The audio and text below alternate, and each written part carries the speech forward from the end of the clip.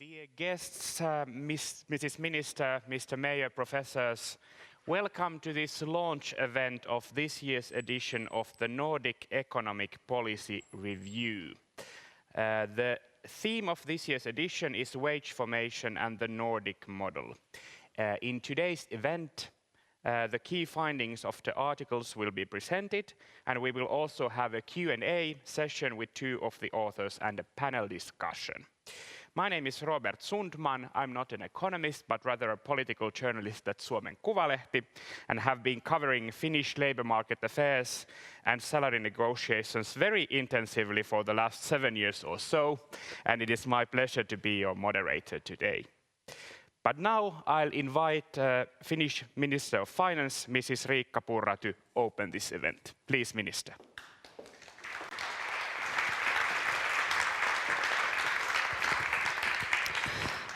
Dear professors, dear friends, ladies and gentlemen, good morning, everyone. Thank you for giving me this opportunity to open the launch of the 2025 issue of the Nordic Economic Policy Review. That focuses on wage formation and the Nordic model, and also to briefly share some of my thoughts on related policies. But first, I would like to thank the authors and editors for their contribution in improving our understanding of one of the possible drivers behind the Nordic success. The Nordic countries have a lot in common. A long shared history has shaped countries to be culturally and socially similar. The Nordic population is among the most highly educated in the world, and the countries are investing in research cooperation both in the Nordic countries and with international partners. Also, the structures of government are close to each other, and societies learn from each other. Thus, apart from some minor differences, the institutions and legislation of the labour market are quite identical as well. The Nordic model has in general been very successful. The Nordic countries have succeeded in combining the rapid long-term growth in real wages with small pay gaps. The Nordic countries are all among the least unequal countries in the world. At the same time, employment rates have remained high. The other Nordic countries are often the most important reference group for Finland. Similarity between the countries makes comparison easier, and examples and new solutions for developing society are sought primarily from the other Nordic countries. For instance, the government has even recently made decisions on tax reforms performed in Sweden earlier, with encouraging results. More generally, the government will develop the Finnish labour market in a more flexible direction, again paying close attention to what has been done in other Nordic countries. The aim is to support employment, economic growth, competitiveness and productivity development. Finland desperately needs economic growth other Nordic countries enjoy. The report to be launched today analyzes many of the important issues and policies involved in developing the Finnish labour markets. Instead of country-specific phenomena, articles discuss labour market institutions from a supranational perspective. This is welcome and will likely provide us with better discussion and arguments. The experiences of neighbouring countries can easily be compared to each other. One of the basic principles of Nordic cooperation is that the countries are stronger together than alone. Nordic political cooperation is one of the most extensive and long-term in the world. The Nordic countries have an open labour market that has enabled Nordic citizens to work throughout the Nordic region for over 60 years. Still, there are many border barriers left too, as anyone who has participated in the Nordic Council very well knows, me included. Furthermore, our security and defense cooperation is stronger than ever. Many Finns have experience of working in other Nordic countries. In an integrated market, it is common to move within an enterprise to another country or to work as a posted worker. A unified culture, but also a common labour market, will facilitate integration into the new labour market and the community. Posted workers are not always covered by collective agreements. The report's observations on extending collective bargaining gives important insight on policy planning. The Nordic model has been praised for fostering economic stability and social cohesion, but it also faces challenges such as adapting to structural changes in the economy. In the Nordics, significant proportion of workers are unionized. The degree has lately decreased. This could be a result of changes in working life, but also due to changes in institutional settings. The technological changes are reforming Nordic industries and jobs. The share of service sector is increasing, and international trade on services has become an important source of value added in the Nordics. Aging society also increases the need for service workers. Demographic changes and diversification of societies reshape and challenge the Nordic model. This Nordic Economic Policy Review issue is a fine example on how to shed light on these issues and improve our understanding, not only on the functioning of the Nordic labour markets, but also on how they are constantly evolving as reactions to societal and industrial developments. At best, independent research can bring us evidence on which we can base our policy design to improve outcomes. With these words, I wish you all not only a fruitful and policy-relevant debate, but also a very pleasant rest of the day. Thank you.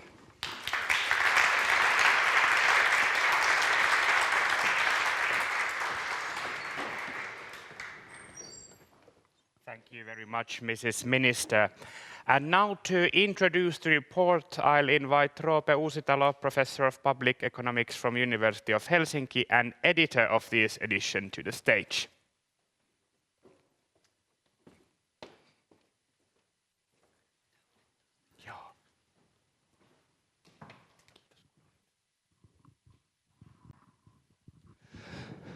Okay, thank you.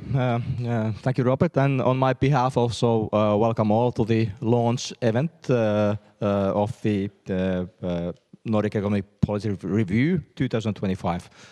So this is a volume that I edited together with Antti Kauhanen, who sits here in the front row and may take all the difficult questions in the end. Okay. This Nordic Economic Policy Review is an annual publication where the editorial responsibilities rotate among the Nordic countries. We have had this for the last 2 years, and now last year when we started planning this issue, we thought that wage setting would be a timely issue. At that time, there was a debate on public sector wage programs that were increasing public sector wages possibly above what was the sort of norm in the other sectors. At that time, there was a lot of discussion on industry level versus local bargaining, with forest industries leaving the industry level bargains and moving the negotiations to the local level, and with technology industries possibly planning to follow the lead. Eventually they did not. At that time there was also a lot of talk about coordination of wages across the different sectors. something that we call the Finnish model, or that some people did like to call the Nordic model. As in Finland, we often like to look at Sweden or the Nordic or the Danish model as an example on how things should be arranged here in Finland. In a lot of cases, it's not clear what the Nordic model means. Some of the key features of the Nordic model include that is something that is joint in all the Nordic countries, is that we still have a very strong unions, a very strong employer organizations. Union density in the Nordic countries is still the highest in the world. Sweden had the world record in the 1990s, Finland was close second, and even though the union density has declined, it's still at the top of the world.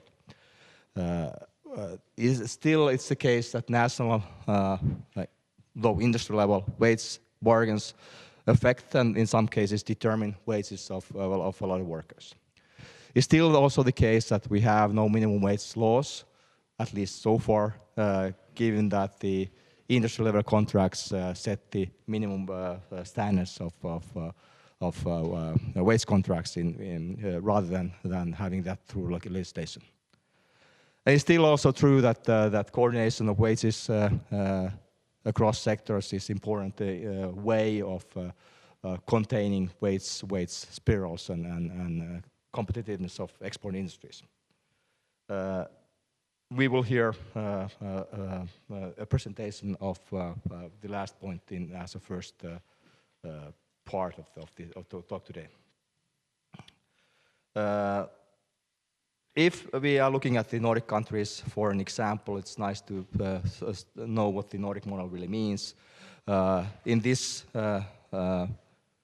session, we'll let the Swedes talk about the Swedish model, the Danes talk about the Danish model, and if we had Norwegians here, they would talk about the Norwegian model, but you will have to refer to the Norwegian model in the actual publication that I hope that many of you will have a chance to look at perhaps after this event.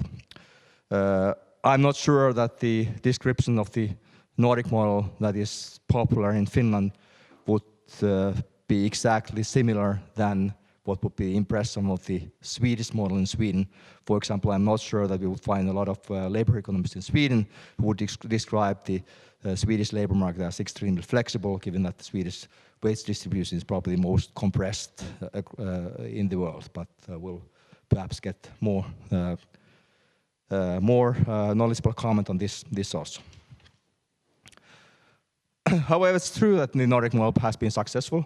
It's true that it has been extremely successful, and in the early 1990s, when Matti Pohjola, Jukka Pekkarin, and Bob Rawthorne wrote a book about the corporatist system that pretty much meant the system where wages are negotiated between the unions and employer associations and coordinated across sectors, they refer this as a superior economic system, the best economic system that is there in the world compared to the alternatives at least. More recently, Darren Acemoglu has often taken the Nordic model as an example of how to combine rapid growth, high employment, low inequality, and trust in institutions. Okay, Darren was probably referring to the Swedish model, but we are happy to take the part of the fame at the same time.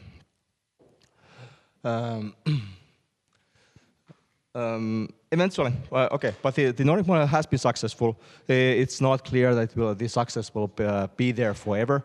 There are challenges to the Nordic model. Some of the challenges are there, something that will affect the labor markets.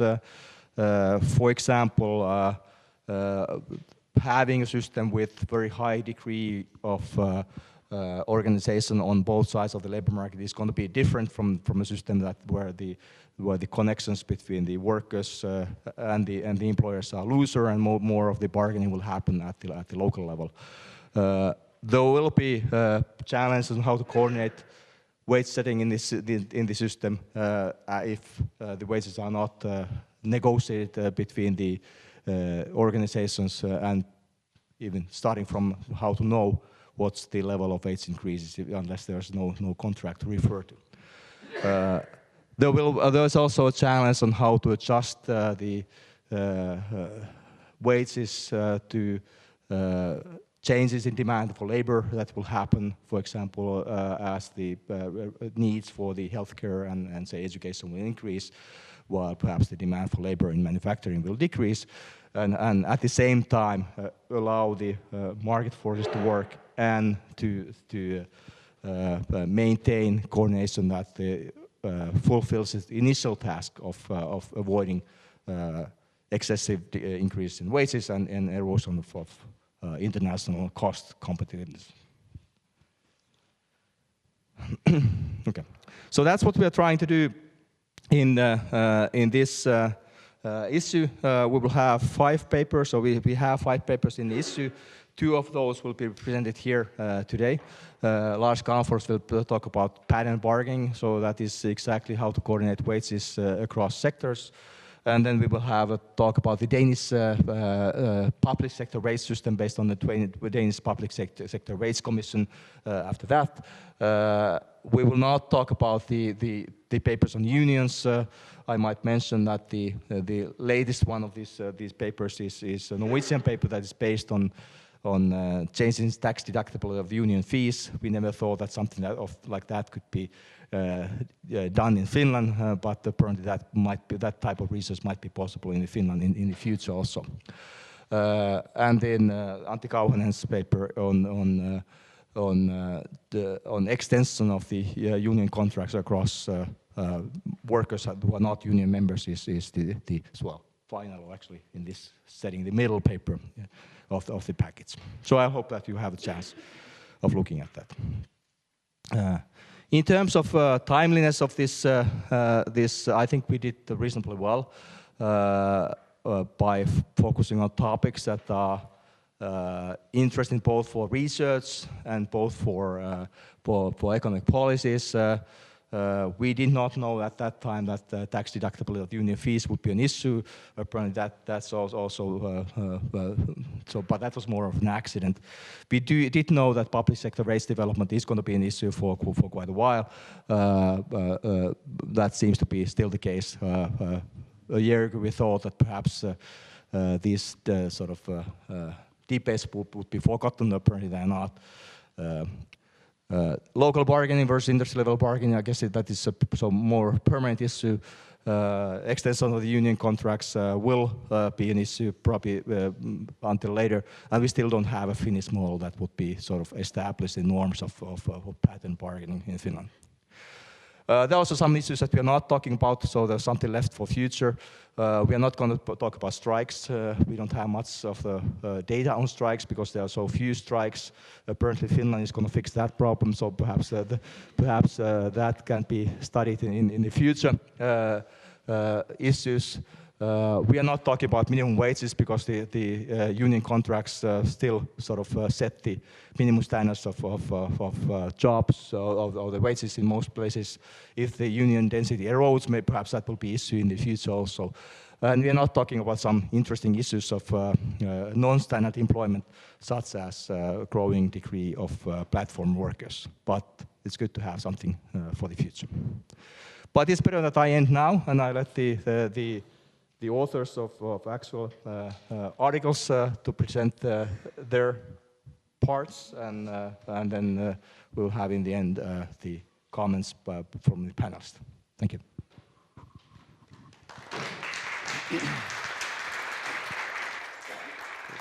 Thank you, Professor Uusitalo. So as mentioned, we are now pleased to have 2 article authors today here with us to present their articles. Next is Professor Emeritus from Stockholm University, Lars Calmfors, and after him, Professor Astrid Würtz Rasmussen from Aarhus University. They will give us presentations about their articles in this issue. As mentioned, Professor Emeritus Calmfors talks about pattern bargaining, and Professor Würtz Rasmussen about public sector wages. After both presentations, we will have a question and answer session with both of the authors, so you will have a chance to ask anything that's on your mind about these themes. I would highly recommend you to write down your questions during the presentations, so you'll remember them when it's time to ask them. If you don't have a notepad, I'm sure you will all have a phone in your hand, so feel free to use that as well. But first, Lars Calmfors, the stage is yours. Yes, thanks first for the invitation to speak here and for having been asked to write one of the contributions to this issue. It's particularly nice for me since I was the chair of the Economic Council in Sweden when we in 1994 started the Swedish Economic Policy Review, which later was transformed into the Nordic Economic Policy Review.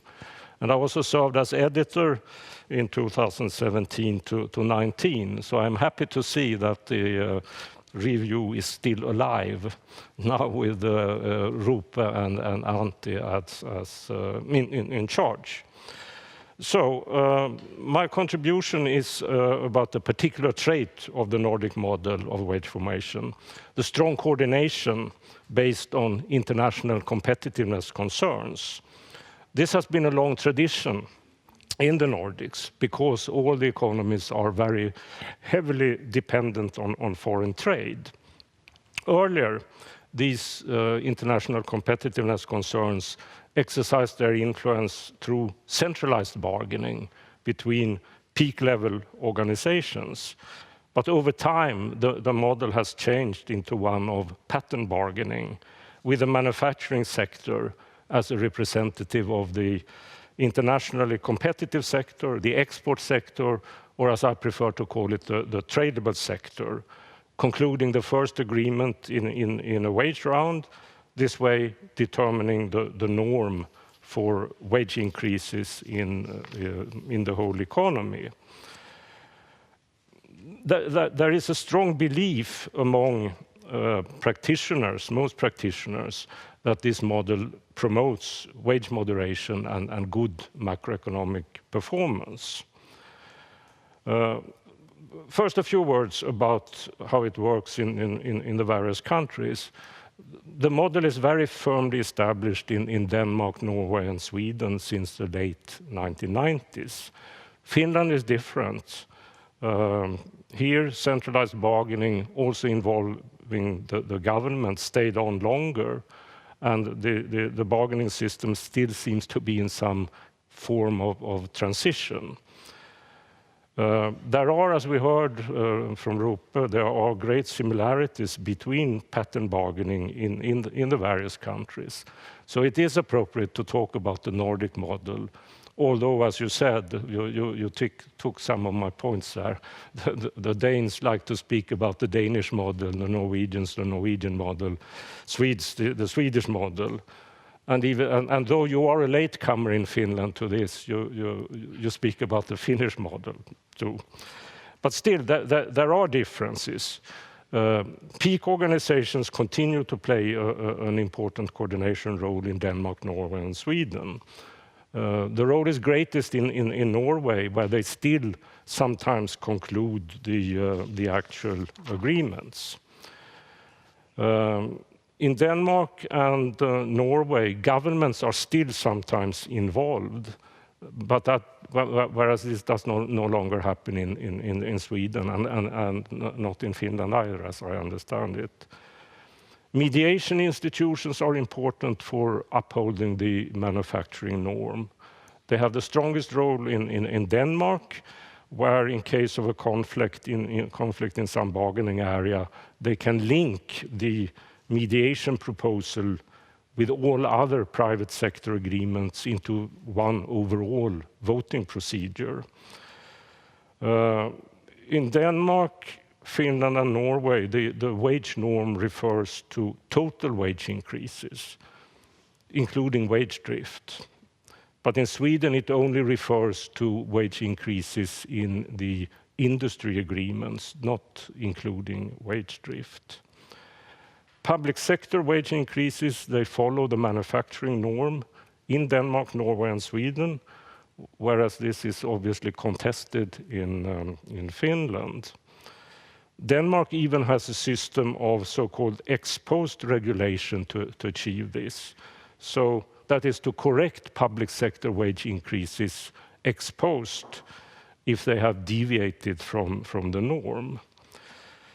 In Sweden, we have a lot of figureless agreements, collective agreements, especially for white-collar workers in the public sector, but still wage increases for them follow this norm. Local bargaining, important in all the countries, but most so in Denmark and Norway, where the majority of wage increases are negotiated locally, which is not the case in Sweden and not in Finland, except then for the forest industry in Finland. What has been the outcome of wage bargaining? Up to 2022, the wage share of value added in manufacturing has remained with some fluctuations, but it's remained more or less constant in Norway and Sweden. So this would seem to reflect wage rises in line with unchanged international competitiveness. Then in 2023, there were falls indicating stronger competitiveness, but this was associated with a strong exchange rate depreciations in these years. Finland, you know better than me, most of you, the wage share rose substantially in 2008 to 12, indicating then weakened competitiveness. But that has been followed by an almost equally large fall, so that the wage share has remained more or less constant over the whole period shown. Denmark, the wage share has fallen very much, but this partly reflects a shift in composition of output towards high-profit sectors. But overall, the graph indicates wage formation in line with international competitiveness concerns in all the Nordic countries. And you get a similar picture if you look at unit labor costs measured in the same currency in euro. Increases in all Nordic countries have been in line with or lower than in the euro area over this whole 2022-2023 period. Sweden stands out there with a large fall, which depends both on very high productivity growth and, of course, on the strong depreciation of the krona. Then a final indication of strong international competitiveness is the large trade surpluses in Denmark, Norway, and Sweden. But the Finnish situation there is as you know, different.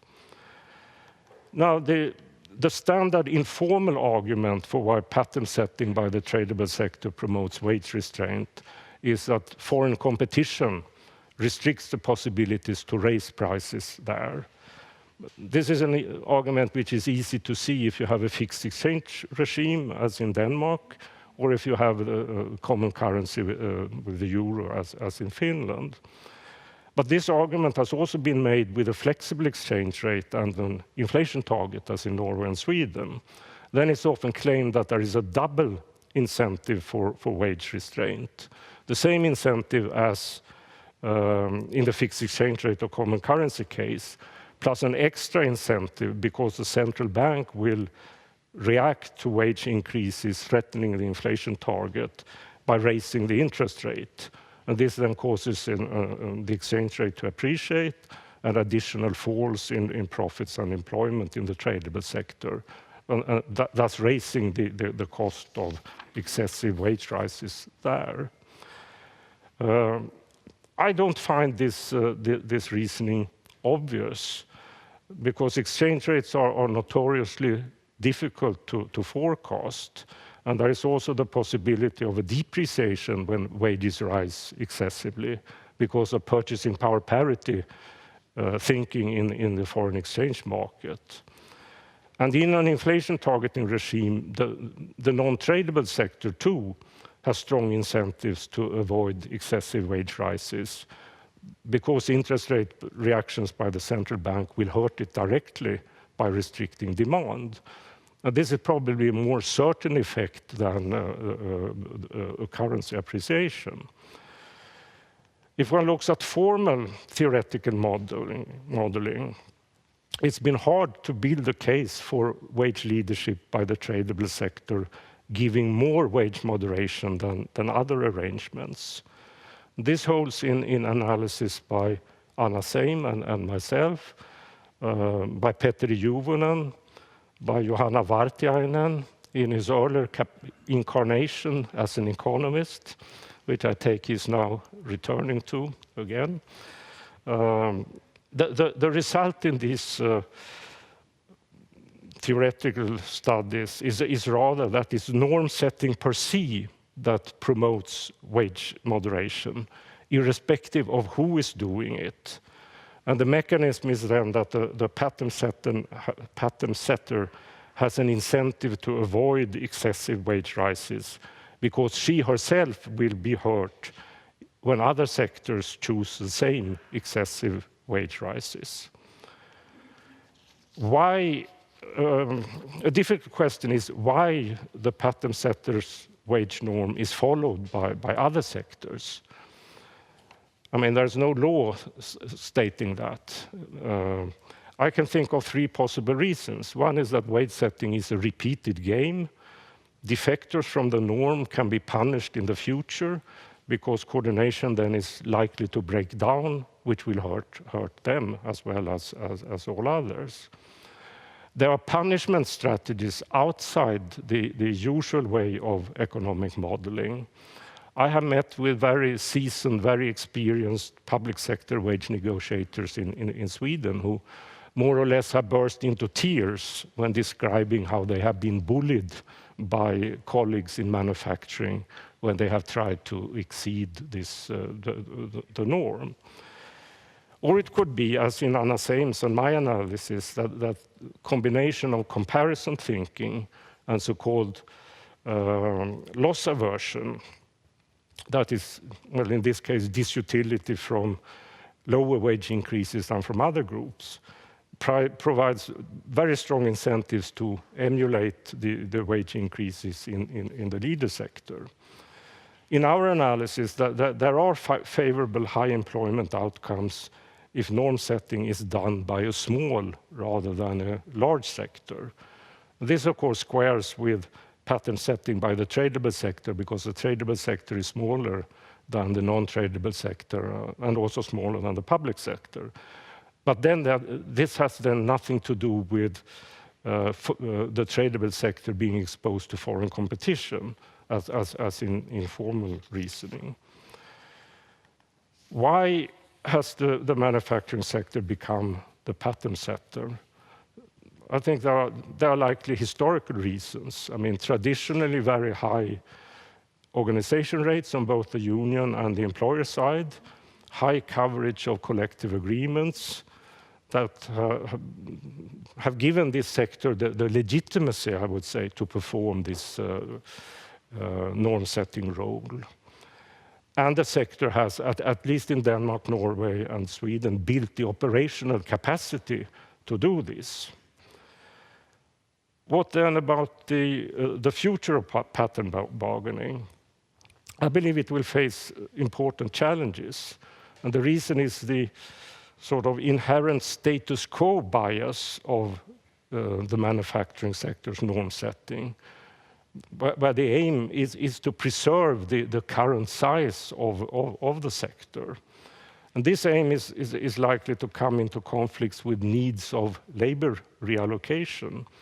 First, aging populations imply rising labor demand in the health and care sector, which we heard earlier, at the same time as aggregate labor supply is stagnating. Second, we have rising defense expenditure in all the Nordic countries, which means higher demand for military personnel. I believe that to some extent these challenges can be met by labor reallocation within the public sector and within the non-tradable sector. But reallocation of labor from the tradable sector is also likely required. But this may be impeded by a rigid application of pattern setting by the tradables or the manufacturing sector. So instead, I think both wage rises in the tradable sector that shrink labor demand there, and relative wage increases in the public and publicly financed sectors to attract labor there may be needed.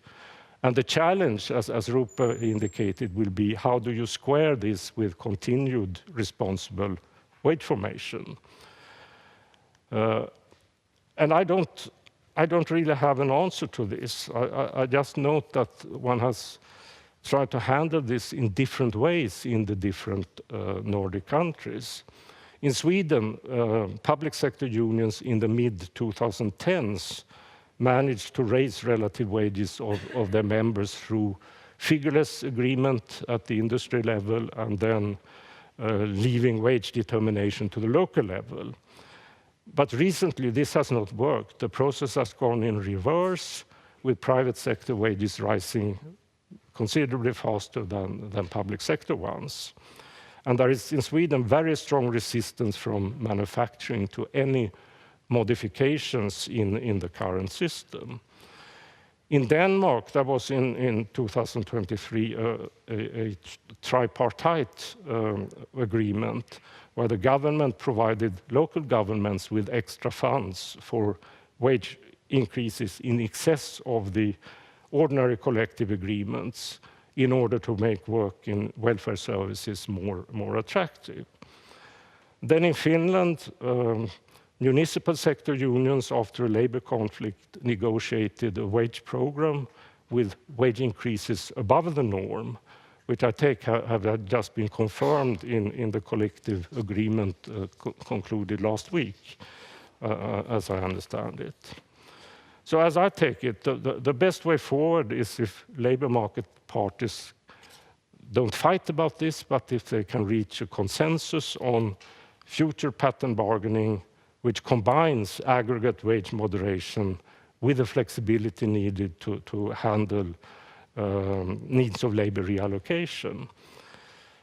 Such a consensus must also involve governments, because they will have to provide the funds to finance relative wage increases in the public sectors.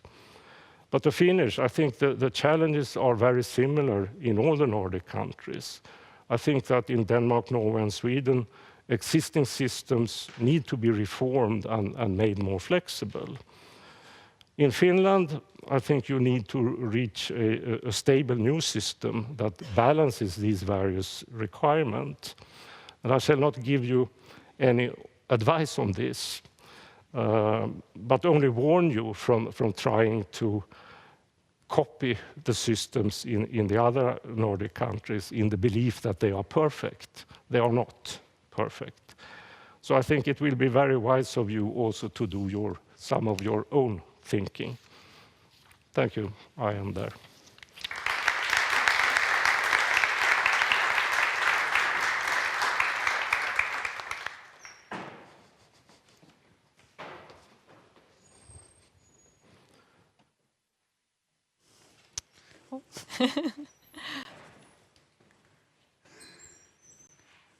Right, so now it's my turn. Thank you for inviting me to share the results of the paper that I did jointly with Moderator. The paper is on public sector wages. It has a focus on the Danish model, as I've learned now that I should stick to. We try to frame it more in terms of the Nordic model, but now I will say the Danish model because that's what we do in each of our countries. The work we did here is based on work that was done in the Danish Wage Structure Committee. And some of you might have heard about this Wage Structure Committee. It was actually the result of a strike in the Danish labor market between the nurses and their employers, which was the regions. And it was a very long strike. It took several months. And at some point, the government intervened because there were so high waiting lists at the hospitals that we could simply not live with it. It was a legal strike, but the government had to interfere anyway because of these long waiting lists. So in the end, the part of the settlement was that there should be a wage structure committee looking at wages in the public sector. So the result of all that work is some of the stuff that we have condensed now into this paper here. But the disclaimer is because the work that we show here is, of course, our view, Mette's and my view, on what is the result of all this. And it might not represent everyone in the Wage Structure Committee, because that is views from employer side, employee side, experts, and so on and so forth. So it's just to give you a little disclaimer. If you're interested in seeing all the reports, they are publicly available on this webpage, lønstrukturkomiteen.dk, so you can simply just go there and download all the reports and sub-reports if you're interested. Right. So the questions that we're interested in here in this paper is we want to, of course, understand public sector wages. And we want to understand how they should be determined. That's a big question. And it's not straightforward in any way. So we also want to understand a little bit why this is so hard. What we do in this paper is we do a lot of descriptive work. So we try to describe what the world looks like so that we can get a common ground, and so we know what we're discussing, from which standpoint we're discussing. So that's what I will mainly present here. When I talk about wages here, I'm talking about hourly wages. It's a standardized measure. It corresponds to what an employee would see on his or her payslip. So it's the pay you would see on the contract. So it's not adjusted to absence, holidays, so on and so forth. Right? There's another wage measure on that, which is also in the Wage Structure Committee report, but I'm not presenting that here. Right. So public sector, we all know the public sector in the Nordic countries are very generous. They're very large. A lot of people are employed in the public sector. It's 30% of employees in Denmark and Norway and Sweden. I'm not sure exactly what the number is for Finland. I think it's a little bit different. It's way above the OECD average of around 18%. So public sectors are extremely large. And also a lot of women are employed in the public sector. So in Denmark, it's 70% of the employees that are women. And even having all these women in the public sector, we actually do see some gender segregation in the public sector, because the women are taking the health jobs, the care jobs, teaching jobs to a large degree. Men are working in military, police, and so on and so forth. So we actually do see a lot of gender segregation in the public sector. Yes. So this graph here that you'll see in the corner actually goes very well with what Lars presented. What you see is private sector wage increases and state wage increases and increases for municipalities and regions in Denmark. And you can see that the wages are more or less on top of each other.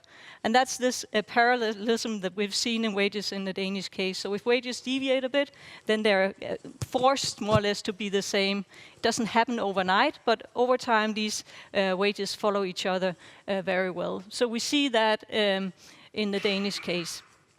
And of course, it's an issue setting wages. Lars also talked a lot about that. We are small open economies. We trade a lot with the world outside, so we have to take that into account when we set wages. And it's difficult in the public sector to price goods. So how do you price care or health or whatever? That's really difficult. So what we do is we price relative to the private sector in the exporting industries. And that's why we see this very parallel wage growth in the Danish case. Right. So when we do that, we see that the economic growth is similar, and we also know that we will then balance the competitiveness in the real wage growth. One of the weaknesses of this setup is that there's a very slow adaptation to shocks to the economy. So when something bad happens or something good happens to the economy, it takes some time before it's actually, you can see it in the wages, right? So there's this lag in the wage to adjust to this. Right. So wages are based on collective bargaining. Lars already taught us all about that. In Denmark, it's the case that these collective bargaining set the overall financial framework. So that's the money that the public sector employees can kind of share. It's basically a null-sum game, right? So if some get more, others get relatively less. So usually everyone gets a little bit more, but some get more, and some gets relatively less more. So they set an overall percentage increase in the wages that goes for the public employees, and then some get a little bit more of that, and some a little bit less than that. And then there's also this regulation agreement, which ensures this parallelism that we just saw in the previous graph. Right. So wages consist of many different components, and that's actually a challenge when you have to set wages. And I can illustrate it on the next graph. because what you see here, you might not be able to read all these different occupation groups, but what you see is 50 different occupation groups in the public sector. And you see their hourly wages, and you can see that some groups have high hourly wages, some have, I wouldn't say low, but much lower hourly wages. And you also see that these bars consist of different colors, and that's because the different wage components weigh differently in the different occupation groups. So the blue, the dark blue one is the basic earnings, pension is the red part of it, and then you see that some of the groups also have a light blue component to the wages. And the light blue component, that's the overtime allowance. And for some groups, that's actually a big share of their wages. And that particularly goes for the health workers, care workers, and so on. For people like me, researchers, it's not there, because I just get a fixed pay, and then if I work more, it's, that's my fault. Then my hourly wage decrease, you could say, but it will not be recorded up here. Right. So for some groups, some of these components are more important than other. Right. And that's also something that has to be taken into account when wages are shown and when they're negotiated and so on. Right. So maybe I should say that all this conflict in Denmark started with the nurses. The nurses are somewhere up in a little bit above the middle. This is the nurses that we have here. And then up here we have people with very high education. That's, for example, junior doctors, officers, researchers, priests, and so on. And what we have down here are people with fairly low education. If you're, for example, a childcare assistant or a cleaning and household assistant and so on, jobs where you don't really need a formal education, they're typically placed at the bottom. Right. So that's what we have seen here. And we can actually see it more clearly if we split by education groups. These at the top graph is hourly wages based on education group, and the higher we get, or the further we get to the right, then the higher the education group. And we can clearly see that education and wages are positively related, which is not a big surprise. We can also see at the bottom graph that if you have more work experience, then your wages are also higher, exactly as we would expect. At some point, it levels off at around 16 years of work experience. Right. An issue with showing the relation between education and hourly wages is that it's a little bit hard sometimes to measure education accurately, at least in the Danish case, and I guess that also goes for the other Nordic countries, because some types of education are not what we would call formal education, and that's not in the registers. So we rely on the registers when we show graphs like this. But for example, for the police officers, they have a lot of informal education at the police academy, which is not going to be reported here. And therefore, their wages are actually artificially high. So one of the groups will be artificially high with the wages simply because some of the education is not recorded exactly as it perhaps should be. So that's also one of the things we might have to consider, how to accurately measure these things. Right. So to go back to the first slide, we want to understand what determines wages. And one way of doing it, at least as an economist, is to set up a statistical model. We like that. So what we did in the Wage Structures Committee was to set up a very simple statistical model where we simply related the actual hourly wage rate to 3 components. And that's the level of education, the years of work experience, and then whether the individual had management tasks. All these 3 components are clearly positively related to wages. So it makes sense to put these in as separate components. Then there might be a lot of other things that also explains wages, right? We just included them as a whole because they might affect different occupation groups in different ways, so we cannot just say that they all affect in a positive way or a negative way. So what we did was we explored these different components separately in some of the sub-analysis. Right. But what we showed is that when you just include these 3 components, education, work experience, and whether you have management tasks, you can actually explain about 50% of the variation in wages just by adding these 3 components. So they are extremely important. Now, if we want to see who deviates, where does it deviate, the wages that are predicted by this very, very simple statistical model and then the actual wages that people have, we can look at this graph here. Again, I know you cannot see the actual occupation groups, but the main point is that for some of the groups, and that is the groups that we have here in the middle, the model fairly accurately predicts the actual wage that people have. Actually, we have the nurses also in here. We have researchers as well in here, and other groups. Right. We also see that some groups have negative deviation, and that means that the model predicts a higher wage than their actual wage rate. that goes often for the low educated groups.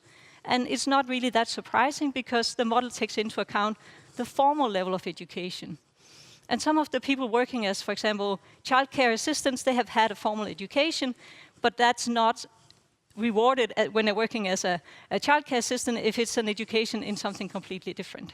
So for some of these jobs that do not really require a lot of education, you might work there, you might have taken a formal education elsewhere, but it's not really rewarded, but you might be rewarded based on the actual tasks you're solving.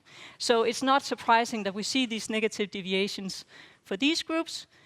On the other hand, we also see some very positive deviations here at the bottom, and that's, for example, for junior doctors, engineers, IT employees.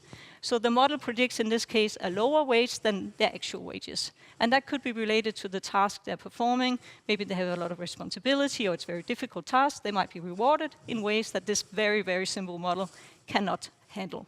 Right, so that's what you see here. So the model is it's not giving us a fair wage in any way. It's just trying to structure in a way how education, work experience, and management tasks can explain the actual wages people have. Right. Okay, so we also want to compare to the private sector. So I'm going to do that only in one slide here. What you see here is the public sector as the blue, and the private sector is red here. And we can see that the public sector wage is very compressed, at least compared to the private sector. Right. So we're not surprised about that, I hope, that wages are more compressed in the public sector than in the private sector. But what you might be a bit surprised about is that the median wages, that's this solid line here, they're almost the same across public and private sectors. The average wages are not the same, but they're not that far off. It's about 20 Danish crowns. But as you probably would also expect, the average wages in the private sector is a little bit higher than the average wages in the public sector.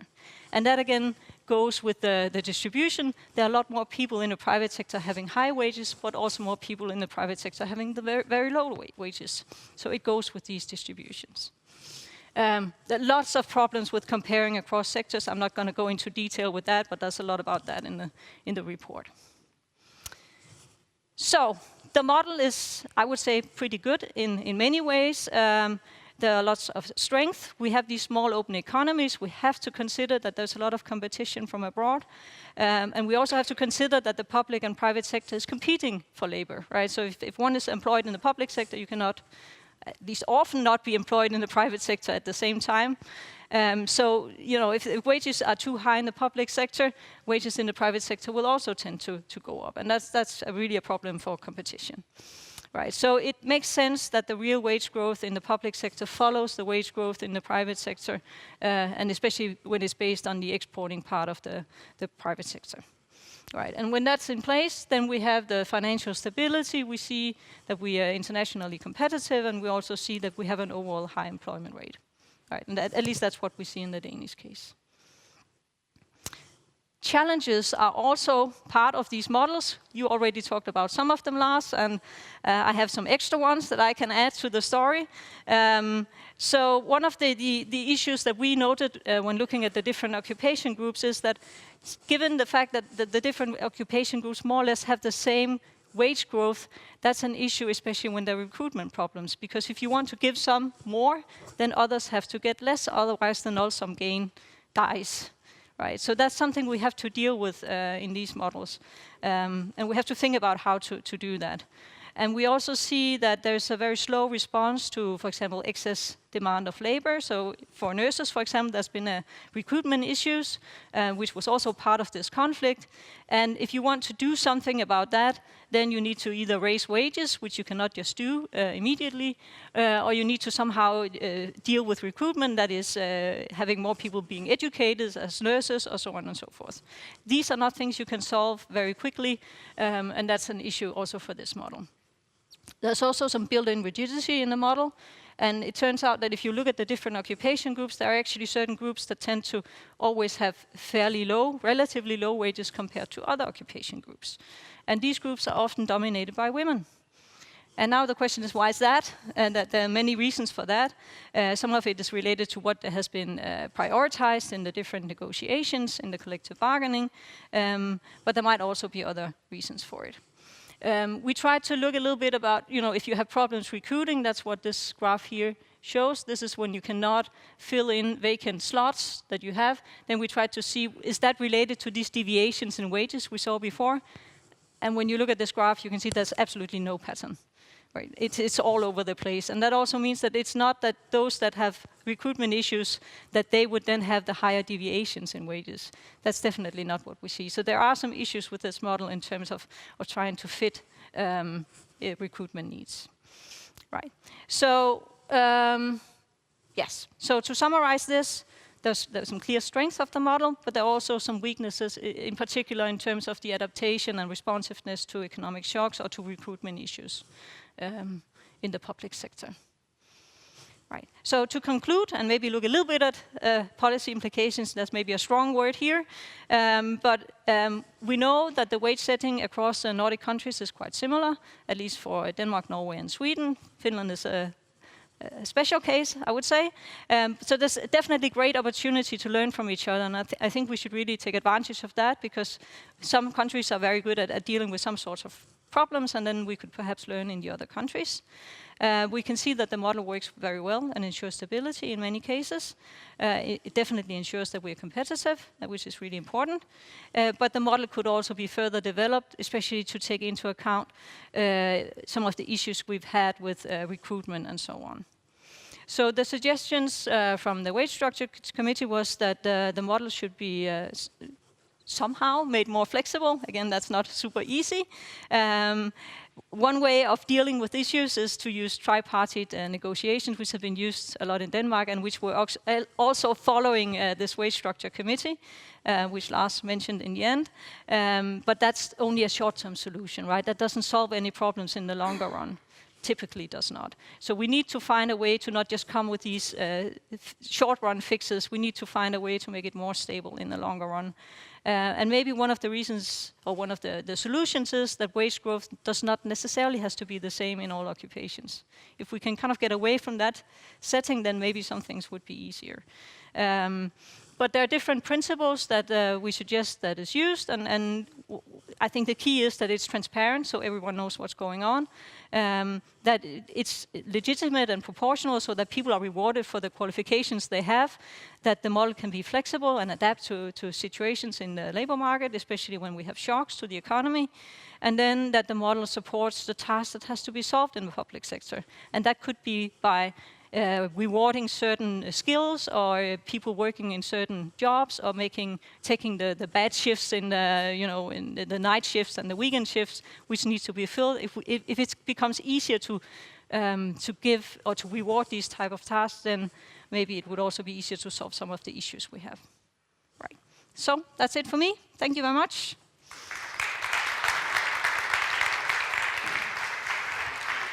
Thank you very much, Professor Astrid Würtz Rasmussen. And now I'll ask Professor Emeritus Lars Calmfors back to the stage, because, as mentioned before, we have now time for questions and answers with the authors. So raise your hand if you have a question, and I'll have someone come up with the microphone. So here is the first one. Yes.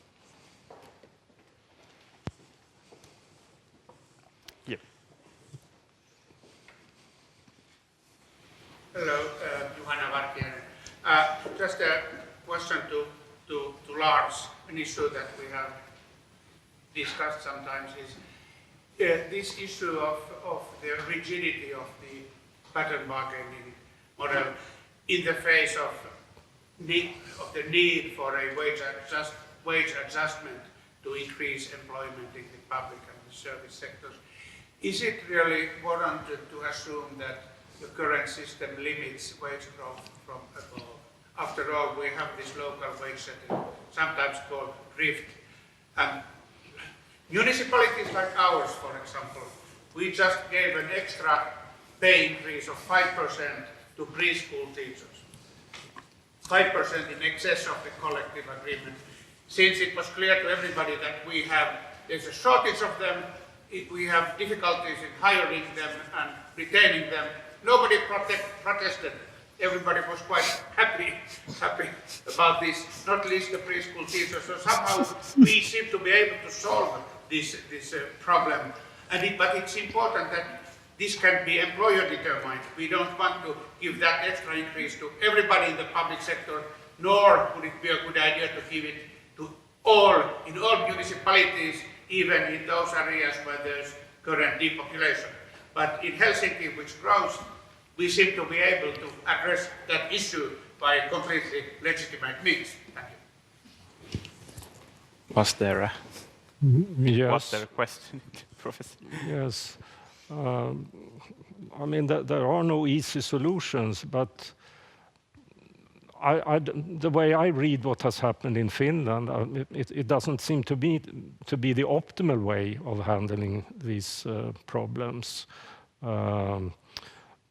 I mean, you can describe it. It's like the parties in organizations in the labor market. They determine how much the central government should spend on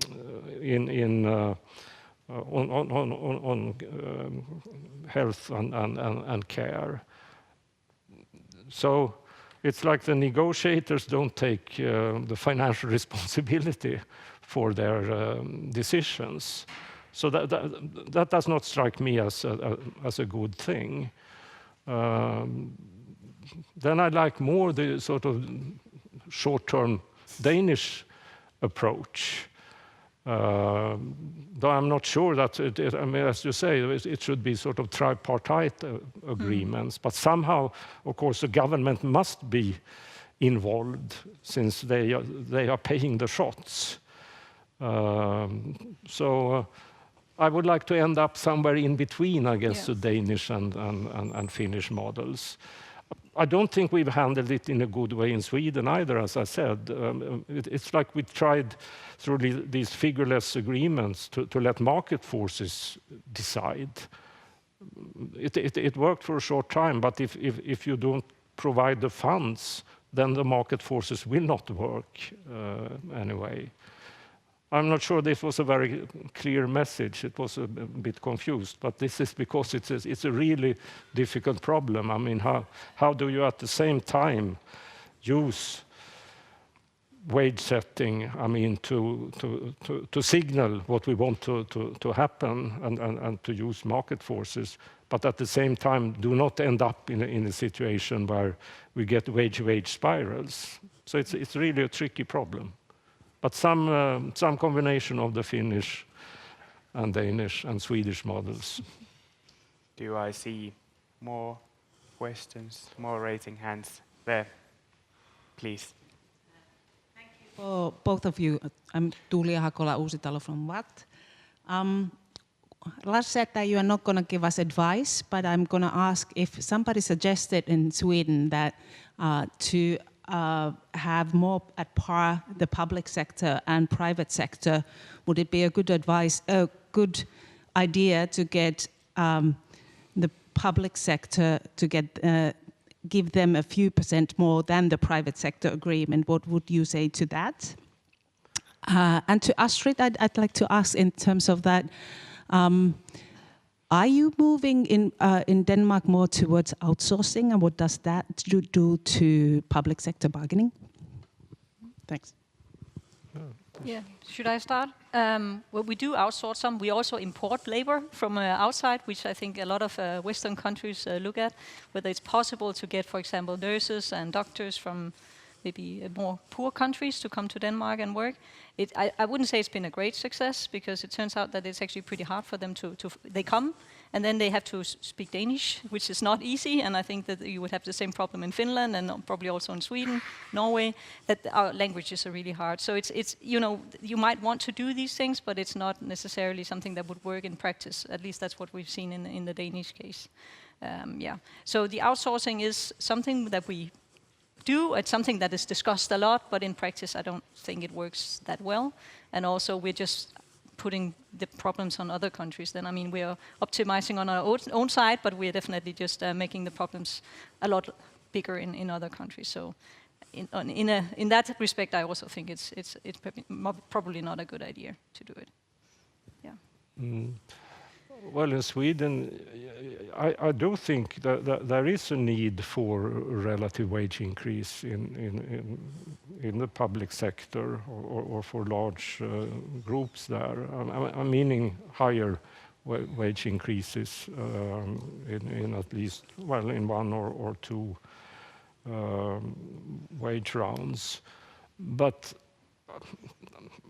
I mean, to do it, I think there needs to be a consensus among labor market organizations. So in order not to end up in a wage spiral, somehow we must get the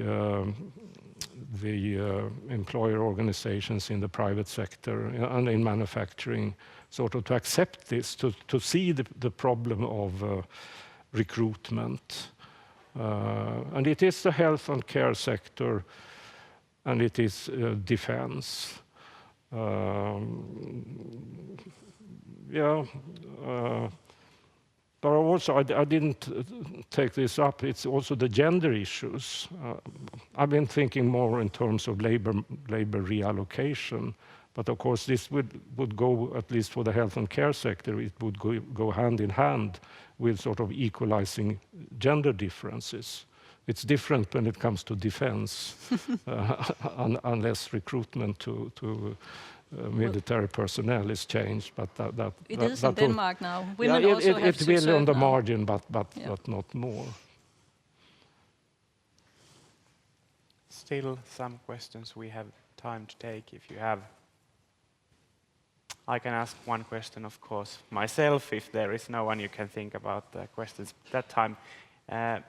In Finland, I have heard plenty of times these last years that these numberless agreements would be a very good solution in Finland as well, and they have worked tremendously well in Sweden.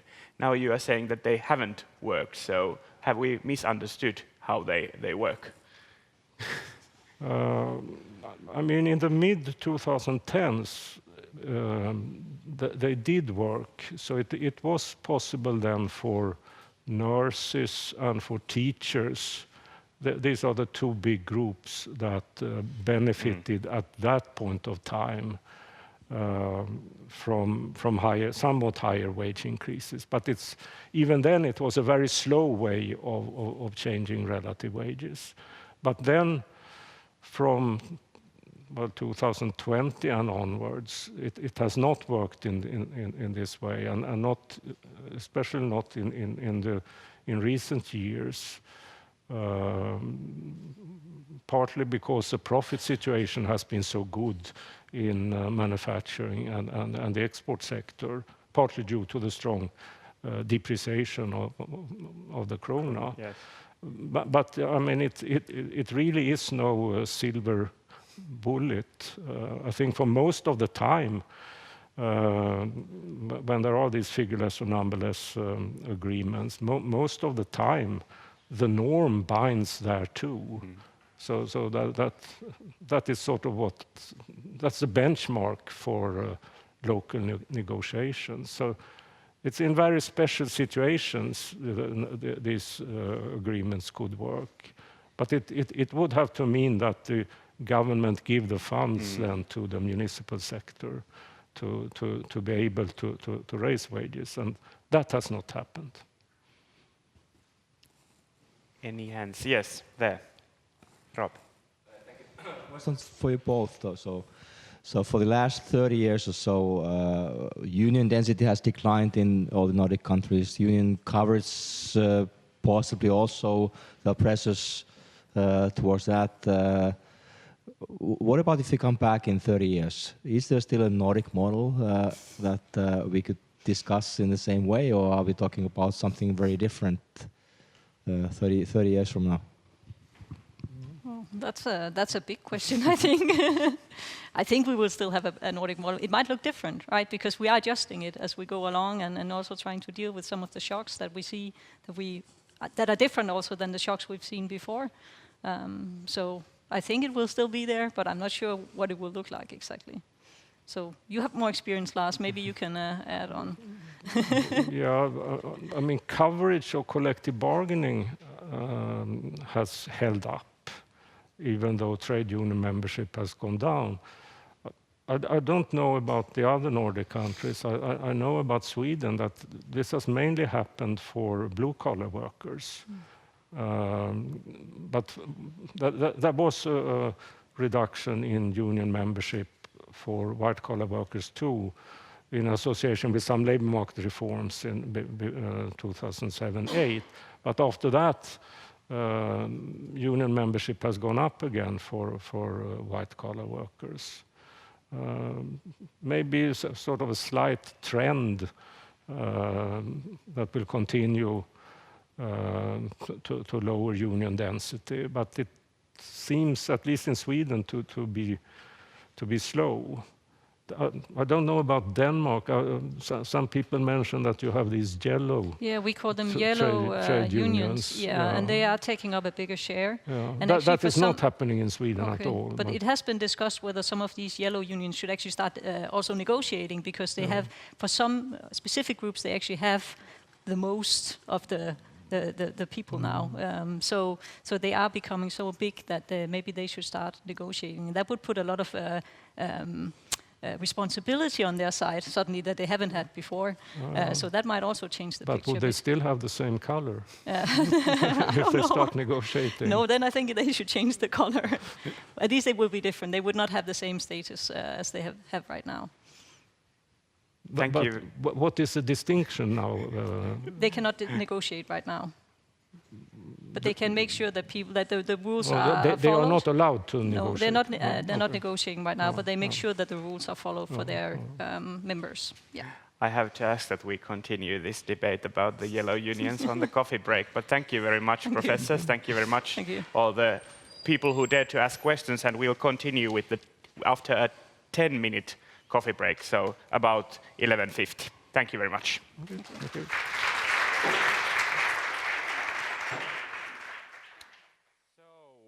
It's now my pleasure to invite our panelists to the stage. Please welcome Mayor of Helsinki, Juhana Vartiainen, Director of Industrial Relations from the Chemical Industry Federation of Finland, Minna Etu-Seppälä, and Chief Economist of the Central Organization of Finnish Trade Unions, Ilkka, Kaukoranta. I'll start with a little warm-up and give you a chance to comment and reflect on the presentations we heard before the coffee break. What kind of takeaways did you pick from the authors' presentations? If I start with Ilkka or Minna, because we already heard some of Juhana's comments before the coffee break. I think it really highlights that the Nordic models are quite similar. The collective bargaining and coordination are key to the functioning of the labor market in all the Nordics, and also that the model is in a constant state of change, and it is being challenged from both I think the political side, but also from other dynamics that are leading to a lower rate of unionization, and that could lead to a lower rate of coverage for collective bargaining, which would be a huge shift in the Nordic model. Minna. Yes, as an export industry representative, I found it interesting and also delighted that in other Scandinavian countries as well, the importance of the export industry has recognized in these models, and the link to the competitiveness and also the job growth. So that was, I think, we have, like Ilkka said, many similarities. Maybe the few things I missed a bit, and one is the link of the wage formation or wage increases to the productivity in these different countries, because we know that compared to Sweden, the productivity and wage increases tend to go hand in hand. And in Finland, at some point, we dropped the wage increases, continued to grow, and the productivity started declining. So that was one, maybe an interesting thing that later on would be, at least in my interest. And then I think also when you talk about the public sector, which is not my field, but I say that maybe if I compare to the Finnish situation, also the state of the public finances is something when you start fixing or increasing wages in the public sector. And the fourth thing I would like to mention is there was a lot of talk about lack of workforce, but also there is a lack of workforce in every sector. So like if you raise wages in public sector to attract to public sector people, then you end up having problems in some other sectors. So that we are competing from the same youngsters or workforce, and that's one fun thing I listened here. Juhana. Well, I used to think about these issues before I went into politics, and reading the paper by Lars Calmfors was encouraging in as much as it seems to me that these basic frameworks of thought and models, they are still valid. I share Lars' conclusions, and it was an interesting survey of what are known about these issues of pattern bargaining.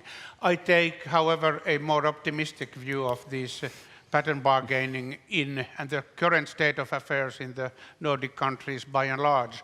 I think that this having some wage leadership, which for many reasons now happens to sit with the tradable sectors, plus then local bargains. I don't like the word drift, since these are rational bargaining or market outcomes. But this is a good combination, as I tried to indicate with what I said about Helsinki, so that somehow there is a coordination element, and pattern bargaining is the modern way of centralizing. So we get the benefits of coordination plus local flexibility, mostly upwards. And I don't see wage formation as a big problem for the Nordic society model by and large. Lars Calmfors mentioned in his article that there are some developments that are challenging the Nordic model or the leadership of the tradable sector, for example, the aging of the population. Do you see any other specific challenges? And now maybe we already heard this criticism that maybe there is no Nordic model. So now to be specific, we maybe talk now about Finland, because that's the field you know the best and I know maybe the best. So are there any other specific challenges than aging of the population? How do you see it? Well, I think one challenge for pattern bargaining is the shift away from sectoral bargaining to firm level bargaining. I don't think it's in the long run. I don't think it's sustainable to have a coordinated pattern bargaining if the wage setting is moved from a sectoral level to a firm or especially individual level. And we see that from the forest sector. The sort of transparency in terms of what are the actual wage agreements inside the forest sector is quite low. So it is difficult to sort of match that pattern if you don't see the pattern. Yes, I would say that there was some discussions on the transferring to the local bargaining, and this is one feature of that. I think the whole system is challenged because even in the sectoral level negotiations, there is a strong need from the employer's side to have more flexibility at the local level. And that's why I think it's due to the recession in 1990s in Finland, then we have the economic recession in 2008, and I think we have added, at least in the chemical sector, each round, more flexibility. It is understood by the trade union in our case, but I think more and more this is testing the system, that if we can keep it in the sectoral level, if we want to keep the sectoral level agreement, which covers quite a lot of workforce, then the system needs to adapt to develop. And if it doesn't develop, then we end up having more separate systems. That's how I see it, and that's why we have stick to the sectoral level agreement, but we have said that we need to have flexibility and more means to react in different situations. Juhana, challenges? Well, demography is a huge challenge for the financing of the public welfare state. But again, I don't see the wage formation models as somehow the critical issue there. Even if some firms bargain locally, so what? Then they do. If these collective agreements, they will just set a floor for pay in different occupations, and perhaps even some minimum wage increase. And then local flexibility takes care of the rest. I fail to see why this would be a problem. It seems to me that it would be very near a well-functioning market solution. And as to the eventual decline in unionization, then we know from many countries like the Netherlands that the formal rate of unionization need not have a large impact on the comprehensiveness of collective agreements. Even in unorganized firms, the collective agreement increase just often serves as a kind of signal or signpost, and everybody then works accordingly. So I see huge economic problems for the financing of the welfare state by and large, but is the wage formation really the critical issue? Hardly, in my opinion. Please. I agree. I don't think the wage formation system is a problem in the Nordics. It's not something that needs to be fixed or needs to be changed, but it is a critical feature of the Nordic model. I sort of agree. I mean, a society can function without collective bargaining, and with shifting wage setting to a firm and individual level. That's a possible way forward in a society. We can organize a labor market in that sense. But if we shift to that sort of labor market system, then I don't think we can really talk about Nordic model in the sense that we traditionally mean by Nordic model. I mean, of course, if you just sort of define Nordic model as whatever is the current policies of the Nordic countries, then of course the Nordic model would still exist. But I think it is a fundamental question in terms of the future of the Nordic model, whether we continue to have a centralized and coordinated collective bargaining. But even Denmark is still in the Nordic family. But most collective agreements in Denmark now consist of these minimum agreements. They only set a minimum wage level, and much of wage formation then happens locally. What's wrong with that? Minna. Yeah, I think the wage I think what we need to there is a need to develop the wage increase. How the wage increase is put in effect. Either it is a local way, like we have that you can agree basically on everything at the local level, but then you have if you don't manage to agree with the shop steward, you have the certain increases what you should follow. I think that's one thing, and it's more and more used in the private sector, and then I think and this is the mean to also to tackle if someone's salary has left behind, or you fix these difficulties in salary, how it has prognosed.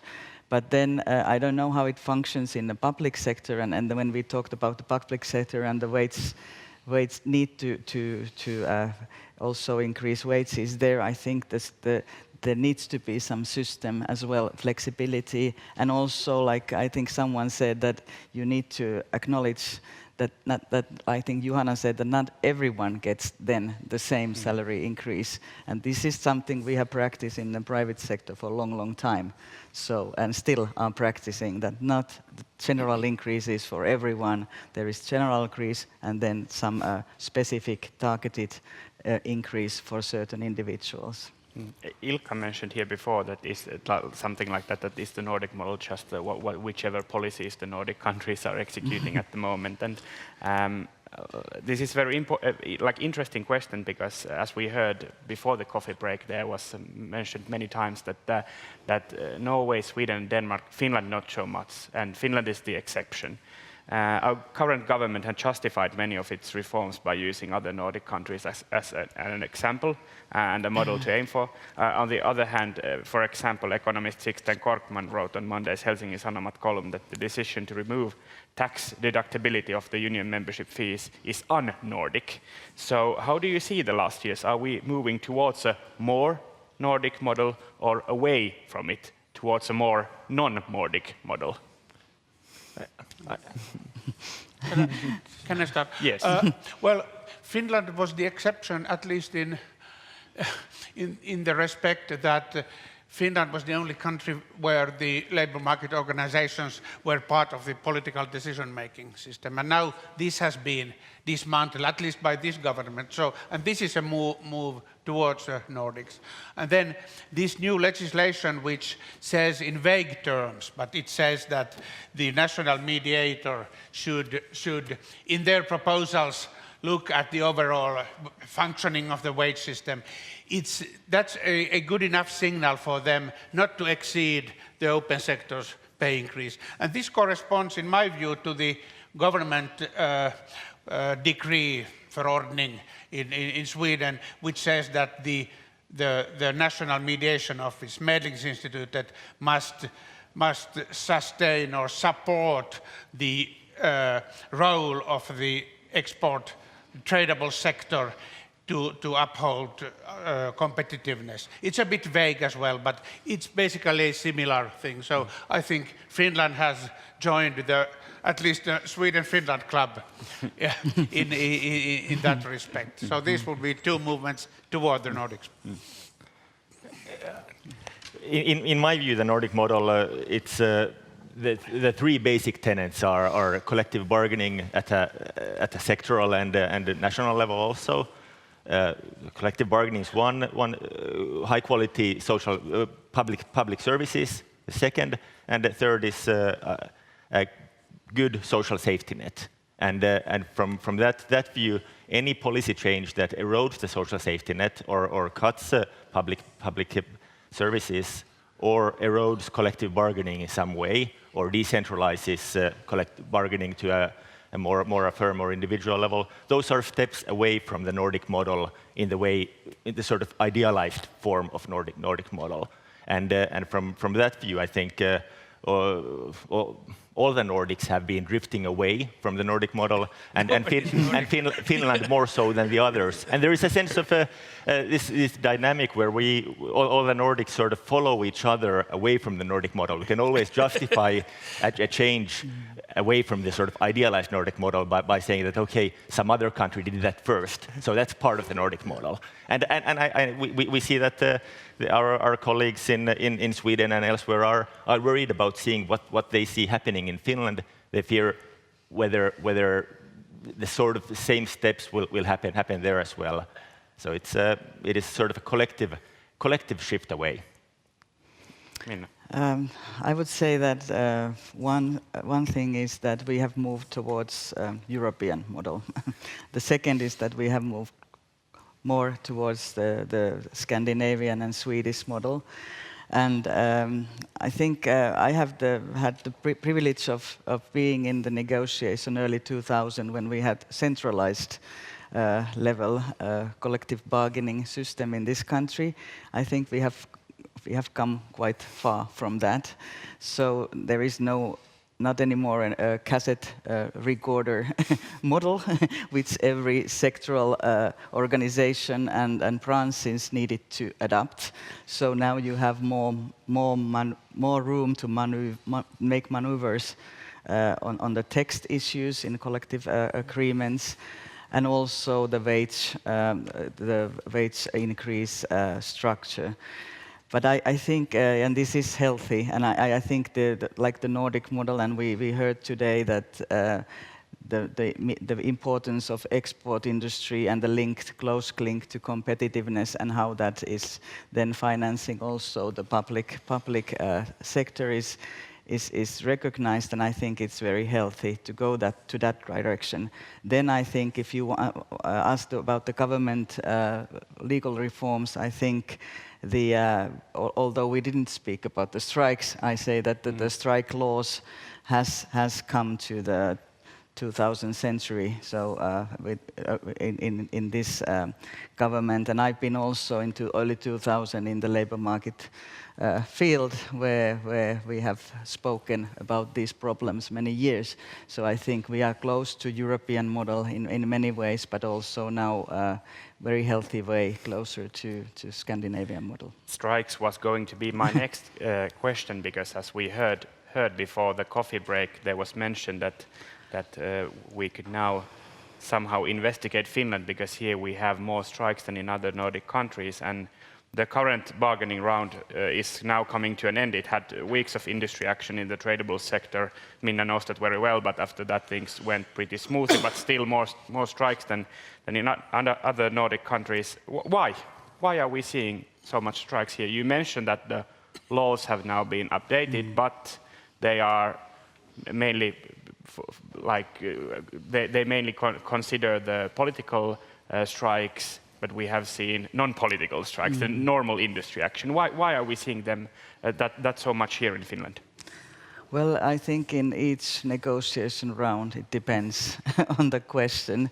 There is no one simple answer. I think in this round, the difficulty was the level of wage increase target the trade unions set, and we felt it was too high comparing to the situation what we had in the export industry and in many fields of export industry. I think the second thing is why we end up having these strikes. If I have spoken with my colleagues in Sweden, and one thing is, like I said, we need to have the system to have flexibility to adapt to the current world, and unfortunately, if we want to have some changes in the text, we are talking today about the wage formation, but there is a lot of other things in the collective agreements that also creates costs and also sometimes creates the rigidity. So if we want to have change, they are difficult to of course, negotiate, and it takes time that both parties understand that we are serious, they are serious, and that's the reason sometimes these issues ended up in a strike situation. But I think in this round, there was no. This was just it needed to have time, and of course just a short comment. And when we talk about trade union density or employers' organization density, these are the cases when you need to reason each other to your members what is the conflict all about. And I think if in order to keep the density high, I think this is the key issue, that why we fight. What is the cause? And sometimes I think the root cause is not maybe understood on both sides, but there we have some work to do. Juhana? Well, many labor laws have been changed, and I see these strikes as an adjustment or transitional phase. But there is a very, at least at the surface, there's a very straightforward reason, and that's the dire situation of Finnish public finances.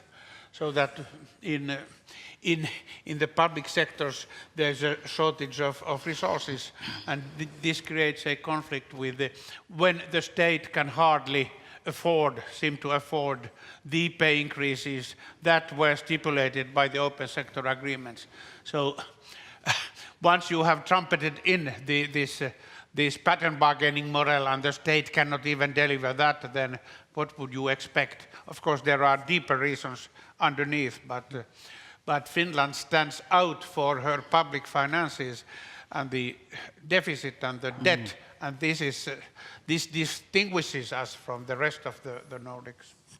Ilkka? Yeah, I think that could explain the strikes in the public sector, but in the private sector, the story is different. We've had lots of strikes there also. I think in this sort of, if the actors are rational, in the steady state, we shouldn't have strikes. I think in principle, the parties should learn each other's sort of red lines and be able to navigate the negotiations in a way that they arrive at a satisfactory compromise without strikes, where they already know beforehand what kind of industrial action would result if they deviate from that sort of fair compromise. But we're not in a steady state. We're in a constant state of change, and I think a big part of that is that the employers in Finland have decided that they want a regime change in the in the labor market. They've wanted to change the way wages are negotiated, with the decentralization away from the central bargaining. That was one, but also the shift towards more firm level bargaining within the context of sectoral bargaining, and also this pattern bargaining has been sort of an innovation that the employers have wanted to force upon the labor market. So we haven't been in a steady state, and because of that, and also the changes to the labor laws have also sort of disturb the steady state. So we're in a state of flux. So it's natural that we have disturbances. Just one mystery to me is why this open sector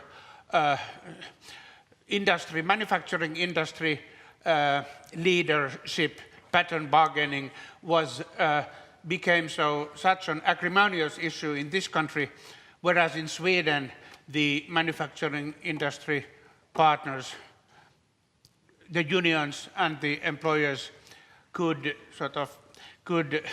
agree on that and then set an example for the rest of the economy. They sort of first agreed between each other, and then they said that we are talking about 1997.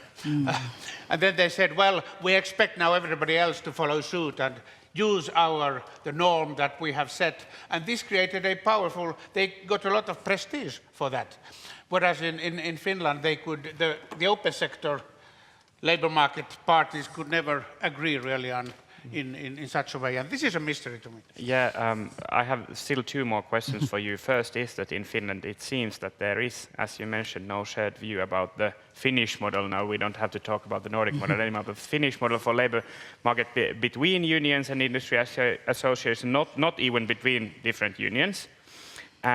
And when you follow the debate that we are having like here, and you listen that when we are doing these Nordic comparisons, you often get this idea that the different parties here in Finland are more hostile towards each other versus pragmatic elsewhere. Is this true, and why is it so? Well, like I said, that if you want to have changes, unfortunately, it tends to go. First, the collective agreement period expires, and then you go to a period where there are trade unions are allowed to strike. I think why we see this type of thing. When I mentioned that I talked with my colleagues in Sweden in the chemical sector, and then I asked, how come you always reach your agreement on the last day of your collective agreement expiry date? And they said, yes, we don't have much of a strike, but the problem is that in 10 years, how the texts in the collective agreements have developed, they said basically there is no development. So this is maybe the system differences, that if you want to, of course you can act and you can negotiate like that nothing changes and you agree just the wage increases, but that is not something, for instance, our companies expect. But I think this is the one reason. Of course, I agree with Ilkka, it shouldn't go like this. We should be more, and we discuss a lot between the negotiations, and we have good relationships, but still there are sometimes issues that are very difficult, and we know it. When we start negotiating, we know it, but then it's a matter of fact that if either party wants to go ahead, of course then is not the normal thing that each one of us gets exactly what we want. It's like we get some compromises and that's it. But this is like the basic reasons, I think. Well, I think not perhaps not an objective observer, but in my view, it is the employers, not the employees. But it's, I mean, in the sense that it is the employers who want change in the system. I mean, of course, employees always, we have our own demands in negotiations. But I think by and large, employees would be quite happy just getting a general increase in line with productivity and inflation, and keep the text as they are, and the employers want to change the text to increase the flexibility at the local level, increase the firms say over various things in the job. And I fully understand why the employers want to sort of deviate from what we're used to, but that sort of radicalism is it leads to conflict. Juhana, and then I mean, the answer to your question, is there more hostility in Finland? It seems to me that the answer is yes. And then what will be the explanation? I don't have one. Perhaps one sort of ad hoc or deus ex machina answer would be Finns are just that kind of a nation. There was a civil war. Yes, there was a civil war and there was more communism in Finland or whatever. That's not the real answer, but it is undoubtedly true in my view. Maybe just an example that when during this negotiation round we wanted to have a change in one pay system clause, which is from 1960. And the reply, like you said, the text needs to be as they are. The trade union response was that they are very much up to date. These 1960 clauses, they match very well to 2025.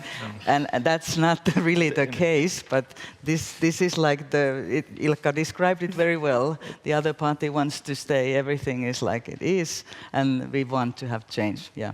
I mean, old is not always bad. Finland has been a republic for over 100 years. We don't want to change that. Yes. Okay. But now just we have now had this great publication by Nordic Council of Ministers, the new Nordic Economic Policy Review issue. We also last week got this paper by Antti Kauhanen from Etla about how to build a labor market model in Finland, some ideas about that. Now we have industrial peace for 2 years, maybe even for 3 years. Some might believe in that, I do not myself, but maybe for 2 years. So how should we what should we make with this time? We have ideas, we have realized that there are some flaws we should fix, maybe we should have a more a shared understanding of a Finnish model. So what would be the next steps to do?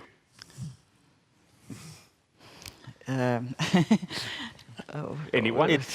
Can I just say, look at what happened in Sweden before the industry agreement. Then the parties within the manufacturing industries, the employers and the employees, they worked together. They had held many seminars. They worked on how local bargaining should proceed, and somehow they built this trust between themselves. This is not something that we sort of outsiders can force upon anybody, but can't you parties within each industry work for more understanding? That would be.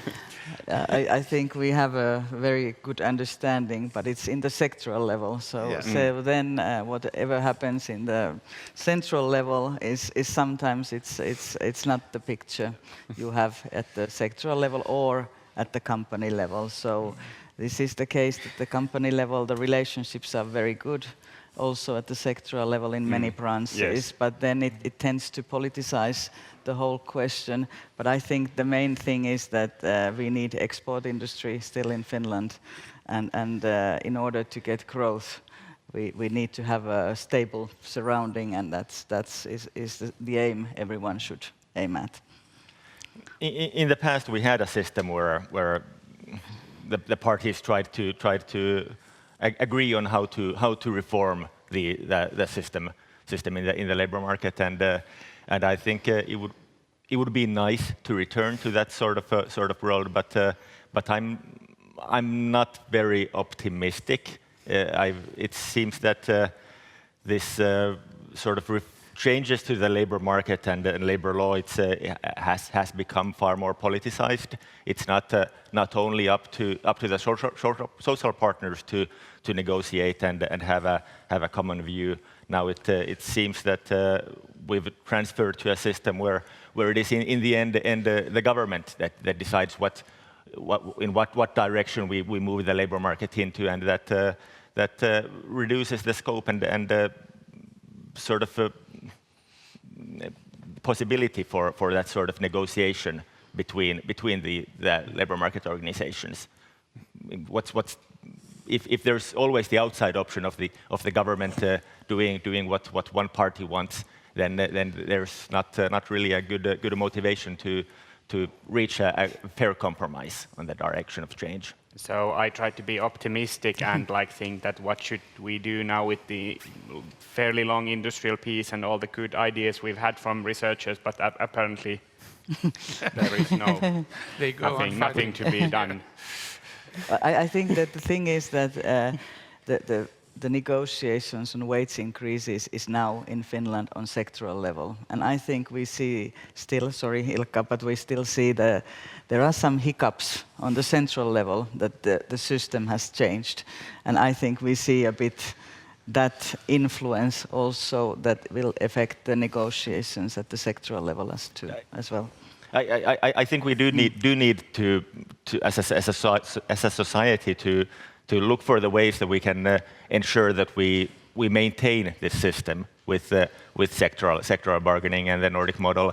And I think that some law changes will be needed. I don't know if that's something that we can find a common understanding with the employers, but that's something that I think we need to do to sort of ensure that the extension of collective agreements remains in the future as well. We can change the way that works and reverse some of the changes the government has done during this period. But it's not a stable model for the labor market where we sort of move back and forth. But I think we need some law changes to ensure that we can maintain even the Nordic model we have at the moment. Hey, thank you very much, Ilkka, Kaukoranta, Minna, Etu-Seppälä, and Juhana Vartiainen. Thank you.